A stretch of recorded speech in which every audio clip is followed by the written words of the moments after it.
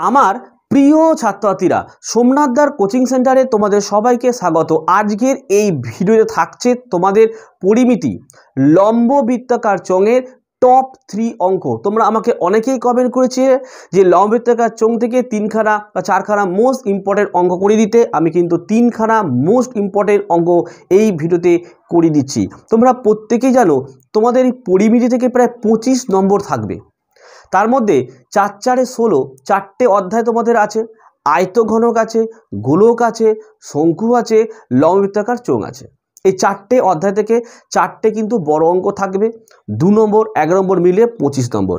এই 4খানা বড় অঙ্ক তোমরা কিন্তু কমন পেয়ে যেতে পারো, কারণ হুবাহুব বই থেকেই তোমাদের অঙ্ক আসবে। এর জন্য তোমাদের পরিমিতির লাস্ট মিনিট সাজেশন দেখতে হবে। এছাড়া তোমাদের লম্ব বৃত্তাকার চোঙের অঙ্ক থাকছে, আজকের শঙ্কুর অঙ্ক আমি দিয়ে দিয়েছি, আয়তঘনকেরও অঙ্ক দিয়ে দিয়েছি। বাকি থাকে গোলকের অঙ্ক আমি আশা করি আজকের রাতের বেলা বা কাল সকালবেলায় আমি তোমাদেরকে দিয়ে দেবো। তাহলে টপ 4 টপ 5-এর অঙ্কগুলো তোমাদের অবশ্যই প্র্যাকটিস করে যেতে হবে। এছাড়া পাটিগণিত, বীজগণিত, উপপাদ্য, সম্পাদ্য, প্রয়োগ প্রত্যেকটা লাস্ট মিনিট সাজেশন দিয়েছি। এই ভিডিওর ডেসক্রিপশন বক্সে লিঙ্ক থাকবে, সেখানে ক্লিক করো, অথবা এই ভিডিওর ফার্স্ট কমেন্টে আমি একটি মাত্র লিঙ্ক দেবো, সেই লিঙ্কে ক্লিক করলে তোমরা সমস্ত কিছু পরপর পেয়ে যাচ্ছ। বীজগণিতের 5টা অধ্যায়ের অঙ্কের সমাধান আমি যে সাজেশান দিয়েছি সেখান থেকে টপ অঙ্কগুলোকে, যেগুলো পরীক্ষা আসতে পারে, সেই টাইপের অঙ্ক কিন্তু আমি দিয়েছি। কিন্তু তোমাদের মাথায় রাখতে হবে, যদি ইতিহাসের মতো যদি প্রশ্ন ঘুরিয়ে দেয়, বাইরে থেকে আসে, সেক্ষেত্রে আমি কেন কেউ তোমাদেরকে কমন দিতে পারবে না। কিন্তু যদি সত্যিকারে যদি অঙ্কের প্রশ্ন পরীক্ষা হয়, তাহলে কিন্তু অবশ্যই এর মধ্যেই কিন্তু কমন আসবে। কিন্তু তোমরা যারা অনেক ভিডিও দেখছো যে একটা টেস্ট পেপারের পেজ তুলে দিয়ে বলা হচ্ছে যে এটাই প্রশ্ন, সেই টাইপের যদি অঙ্ক তোমরা প্র্যাকটিস করে যাও, রেজাল্ট কিন্তু তোমরা সমস্যায় পড়বে পরীক্ষা হলে গিয়ে। তাই বইটা ভালো করে প্র্যাকটিস করে যাও। প্রত্যেকটা বিষয়, পাটিগণিত, বীজগণিত, পরিমিতির আমি পার্ট করে লাস্ট মিনিট সাজেশন দিয়েছি, পুরো বই থেকে দিয়েছি। এই অঙ্কগুলোকে তোমরা একটু দেখে যাও, এখান থেকে তোমরা কমন পাবে। তো চলো আমরা ভিডিওটা শুরু করি।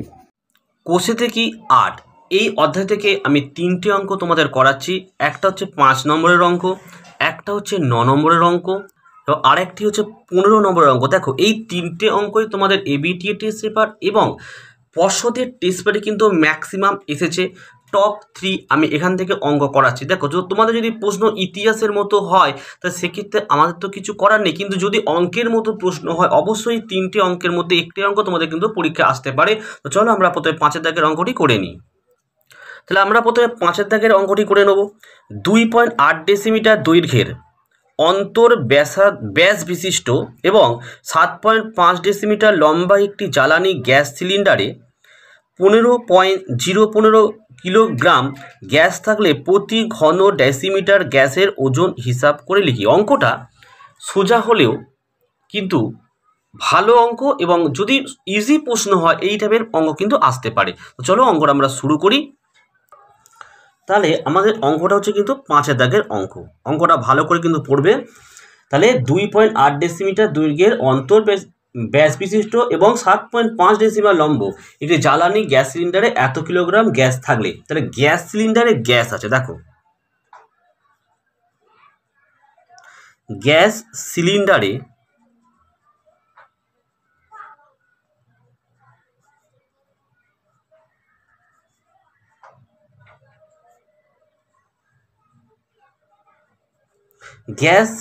গ্যাস আছে। দেখো ভালো করে কত আছে, দেখো 15.015 কিলোগ্রাম। এটাকে যদি আমরা গ্রামে নিয়ে আসি তাহলে কত হবে? 15015 গ্রাম। তাহলে কিলোগ্রাম থেকে প্রথমে এটা আমরা গ্রামে নিয়ে এলাম। এবারে আমাদের দেখো এখানে বলেছিল 2.8 ডেসিমিটার দৈর্ঘ্যের অন্তর ব্যাস বিশিষ্ট, ব্যাস বলেছিল, তাহলে আমাকে ব্যাসার্ধটা বার করতে হবে। সুতরাং গ্যাস সিলিন্ডারের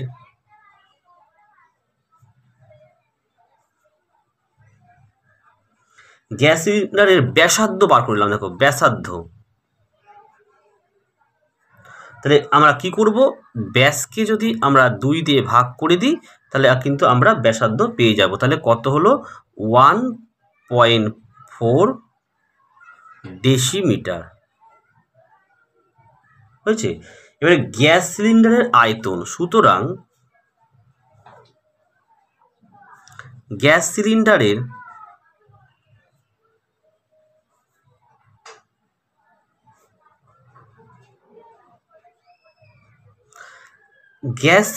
আয়তন তোমরা আশা করি জানো অঙ্কটায়, যে পাই আর স্কোয়ার এইচ। কি বললাম, আমি সূত্র একবার লিখেই করাচ্ছি তোমাদেরকে, যেহেতু অঙ্ক সূত্র প্রথমে করানো হয়নি। তাহলে পাই আর স্কোয়ার এইচ, ঠিক আছে।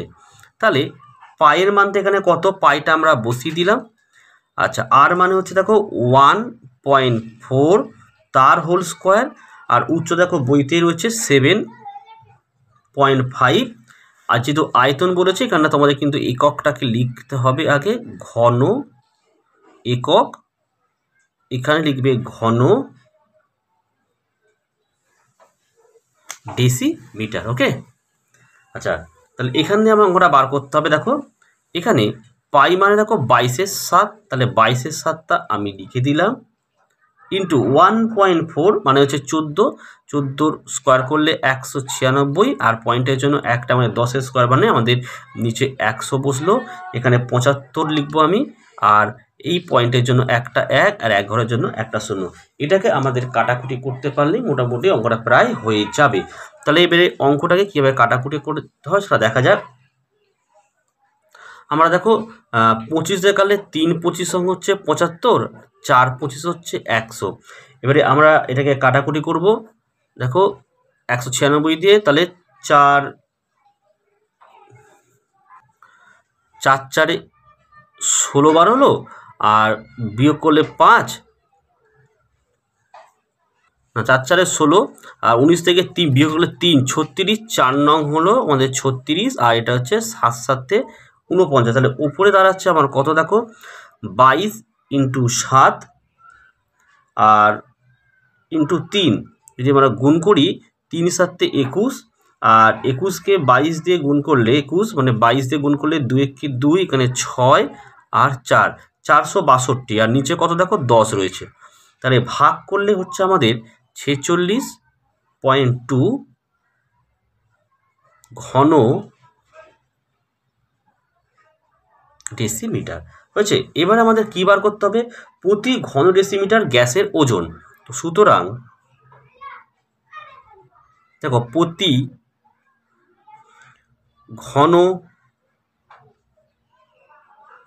ডেসিমিটার গ্যাসের ওজন, তাহলে একদম যেটা ছিল উপরে দেখো 15015, আর বাই হচ্ছে 46.2 হয়েছে। এটাকে মোটামুটি আমাদের কাটাকুটি করতে পারলেই কিন্তু অঙ্কটি কিন্তু হয়ে যাবে। তো এটা কীভাবে কাটাকুটি করবে দেখে নাও, 15015, নিচে লিখবো আমি 462, আর এই যে পয়েন্টের জন্য একটা 1, 1 ঘরের জন্য 0, এটার সাথে এটাকে তোমরা যদি ভাগ করো তোমাদের হচ্ছে কিন্তু 32.5 হবে, আর 32.5কে 10 দিয়ে গুণ করলে হচ্ছে 325 গ্রাম। তো এটি কিন্তু আমাদের এই অঙ্কটির অ্যান্সার। তো আশা করি তোমরা অঙ্কটি বুঝতে পেরেছো।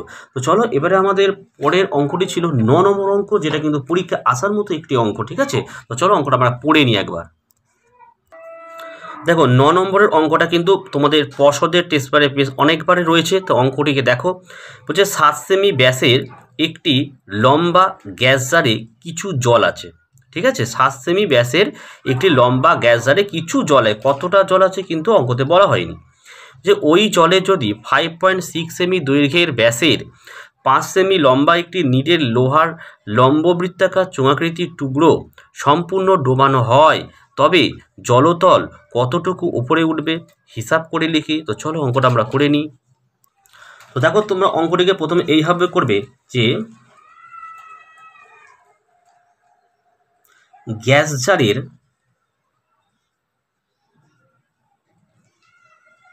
ব্যাস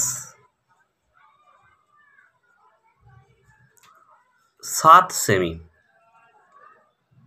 হয়েছে, তাহলে ব্যাসার্ধ কত হবে, তাহলে ব্যাসার্ধ হচ্ছে 7/2 সেমি, বা এইভাবে লিখতে পারো তোমরা 3.5 সেমি। দেখো 7কে 2 দিয়ে ভাগ করলে কিন্তু 3.5 সেমি হয়। এবার দেখো যে ধরি নিরেট লম্ববৃত্তাকার নিরেট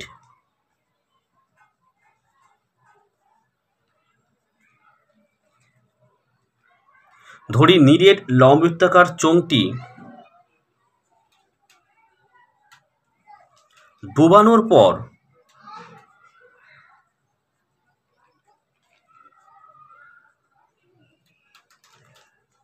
জলতল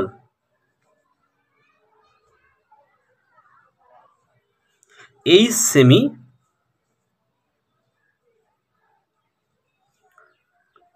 উপরে উঠবে। ঠিক আছে, হয়েছে। তাহলে অপসারিত যে জলটা তোমার পড়বে তার আয়তনটা কিন্তু আমাদের বার করতে হবে। তো সুতরাং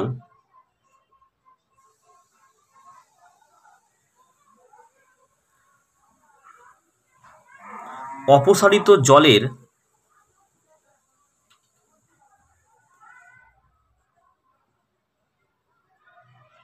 আয়তন সূত্র আমরা জানি যে পাই r²h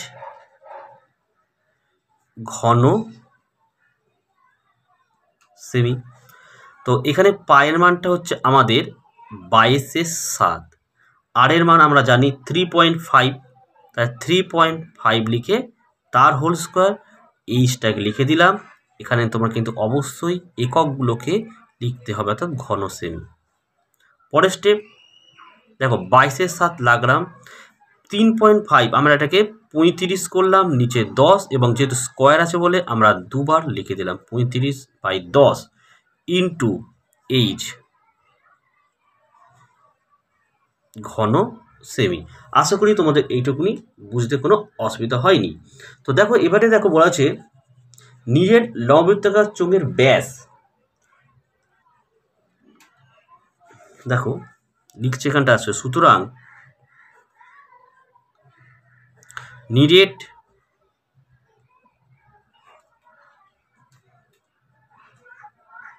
লম্ববৃত্তাকার চোঙের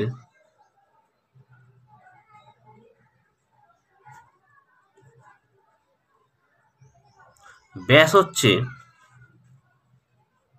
5.6 সেমি। তাহলে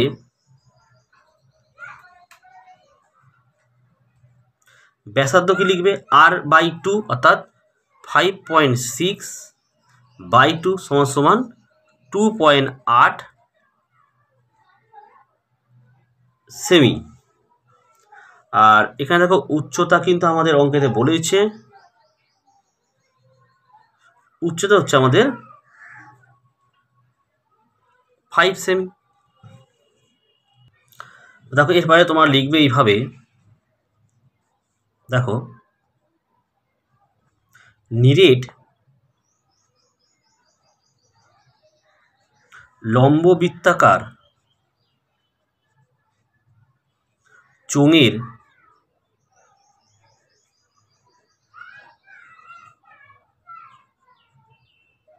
ব্যাস 5.6 সেমি। সুতরাং ব্যাসার্ধ r1 করলাম, এটা আমি 5.6/2 সমান 2.8 সেমি। আচ্ছা, উচ্চতা আমরা লিখলাম h1 সমান 5 সেমি। দেখো সবকটাই কিন্তু বইতে আমাদের দিয়ে দিয়েছে। তাহলে সুতরাং নিরেট লম্ববৃত্তাকার চোঙের আয়তন, নিরেট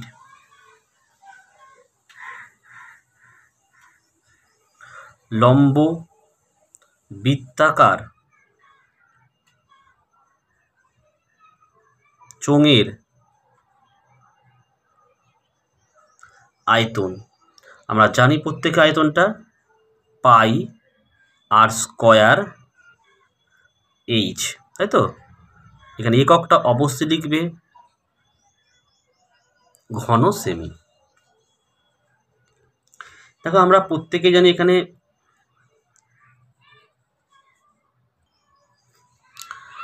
পায়ের মান হচ্ছে আমাদের 22/7 আর আর স্কোয়ার অর্থাৎ 2.8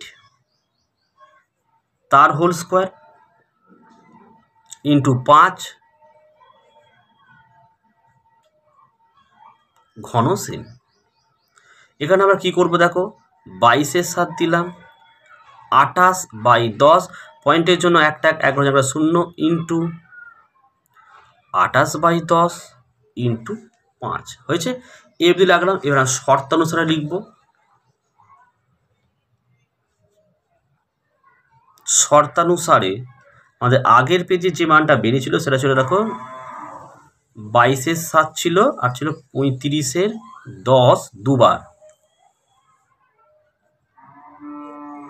ইন্টু এইচ সমান সমান এটাকে লিখে দাও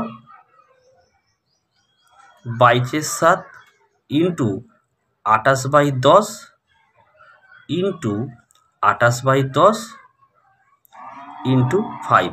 দেখো এই 22/7 কেটে দিলাম, তো আমাকে এইচের মানটা যেহেতু বার করতে হবে তাহলে এইচ সমান সমান ওদিকে দেখো লেখা আছে 28 ইন্টু 28 ইন্টু 5, নিচে দুটো 10 ছিল লিখে দিলাম। এদিক থেকে 35 ওদিকে যাবে, হবে কি 10 নিচে আসবে 35, সেম এটাও যাবে উপরে 10 নিচে কিন্তু আসবে 35। ওকে, 10 10 কাটো, 10 10 কাটো, 5 দিয়ে কাটলে 7 দিয়ে কাটলে 5 7 35, 4 7 28, 4 7 28 আর 5 7 35, তাহলে উপরে দাঁড়াচ্ছে আমাদের দেখো 4 4 16 আর এখানে 5 16 হচ্ছে 80 আর এখানে 5 5 25। তাহলে এই সমান ভাগ করে দেখো 3 25 75 আর 25 দুগুণে 50, 3.2। তাহলে জলতল 3.2 সেমি উঠে আসবে। আশা করি তোমাদের অঙ্কটি বোঝাতে পেরেছি। তো চলো আমাদের 9 নম্বর অঙ্কটা আমরা দেখে নিই। দেখো 15 নম্বর অঙ্কটা বলছে একটি লম্ববৃত্তাকার চোঙের উচ্চতা ওয়ার ব্যাসার্ধের দ্বিগুণ। যদি উচ্চতা 6 গুণ হতো তবে চোঙটির আয়তন 539 ঘন ডেসিমিটার বেশি হতো। চোঙটির উচ্চতা কত? তো চলো আমরা 15 নম্বর অঙ্কটি করে নিই। তাহলে 15 নম্বর অঙ্কটা কিন্তু ভালো করে করবে, টেস্ট পেপারে কিন্তু বারবার রয়েছে। তাহলে আমরা প্রথমে কি লিখব? প্রথমে লিখব ধরি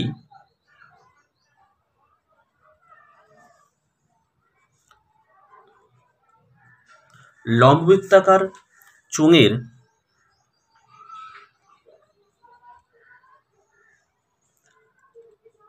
চোঙের ব্যাসার্ধ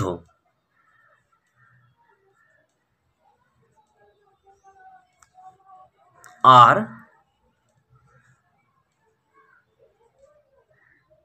ডেসিমিটার।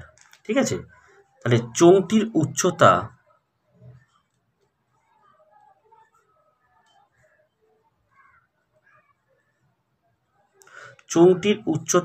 আমরা এইচ লিখলাম, কত আছে 2r ডেসিমিটার। কেন 2r লিখলাম? দেখো বইতে কি বলেছে যে উচ্চতা হচ্ছে ব্যাসার্ধের দ্বিগুণ, তাহলে উচ্চতা হচ্ছে ব্যাসার্ধের দ্বিগুণ, তাহলে ব্যাসার্ধ যদি আর হয় উচ্চতা হচ্ছে আমাদের 2r। হয়েছে, তো এইটুকুনি ক্লিয়ার হয়েছে। এবার দেখো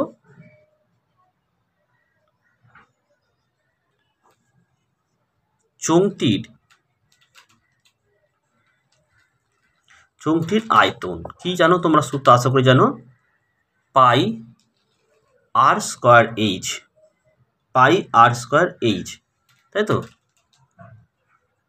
ঘন একক। পাইটা আমি বসালাম, আর স্কয়ারটা বসালাম, এইচ এর মান দেখো 2r, তাহলে আমি ব্র্যাকেটের মধ্যে লিখলাম 2r ঘন ডেসিমিটার। তাহলে এখান থেকে আমি কি পেলাম?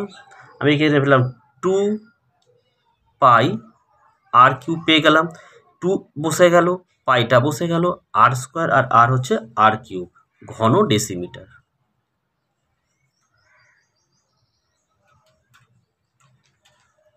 হয়েছে? তাহলে আমরা দেখো দেখতে পাচ্ছি এখন চোঙের উচ্চতা বলেছে 6 গুণ হলে, চোঙের উচ্চতা 6 গুণ যদি হয় তাহলে আমরা কি পাবো, যে উচ্চতাতে হাইট সমান সমান 6 ইন্টু আর, তাহলে 6 আর ডেসিমিটার।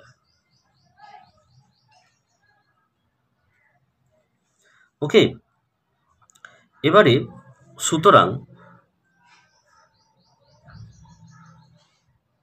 আবার আমি লিখলাম, দেখো চোঙের আয়তন সূত্র সেই একই, আমরা জানি পাই আর স্কোয়ার এইচ ঘন একক।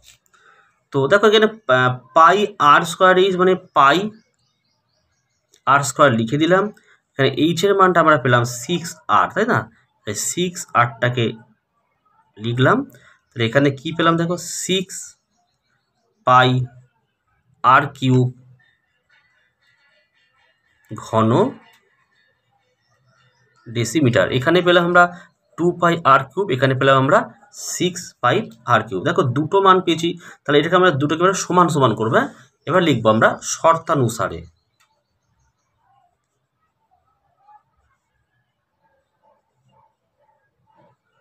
তো শর্তানুসারে লিখলাম, প্রথমে আমরা এটাকে লিখবো 6 পাই আর কিউব, 6 পাই আর কিউব সমান সমান